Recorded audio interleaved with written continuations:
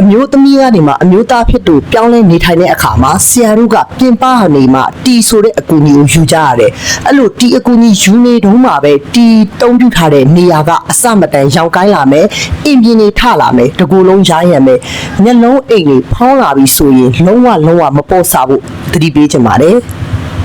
တီကိုယူနေတဲ့ transplant ညီကိုတွေအခုဆရာပြောမဲ့အဖြစ်ကိုကြုံမှုသလားကိုတီတုံးပြီးတဲ့နေရာကပုံမှန်ထက်ပိုပြီးရှောင်းလာတာအသက်ရှူတာခက်ခဲလာတာတကူလုံးရားရံလာတာဒါတွေဟာတမန်လက္ခဏာမဟုတ်ဘဲနဲ့လုံးဝကိုအန္တရာယ်ရှိတဲ့တီဓာတ်မတည့်မှုလုံးဝဖြစ်နိုင်ပါတယ်ပထမဆုံးအနေနဲ့ကိုယ့်ရဲ့ခန္ဓာကိုယ်ကတုံ့ပြန်မှုလာလိမ့်မယ်တီတုံးတဲ့နေရာမှာအင်မီနေထပြီးတော့ပူထွက်နေအောင်ရှောင်ရမ်းမှုတွေတွေ့လာလိမ့်မယ်ဒုတိယအနေနဲ့တကူလုံးဆိုင်ရာတုံ့ပြန်မှုပေါ်လာလိမ့်မယ်မျက်နှာနှာခမ်းဒါမှမဟုတ်မျက်ခုနေရုပ်တရက်ဖောင်းကြွလာနိုင်ပါတယ်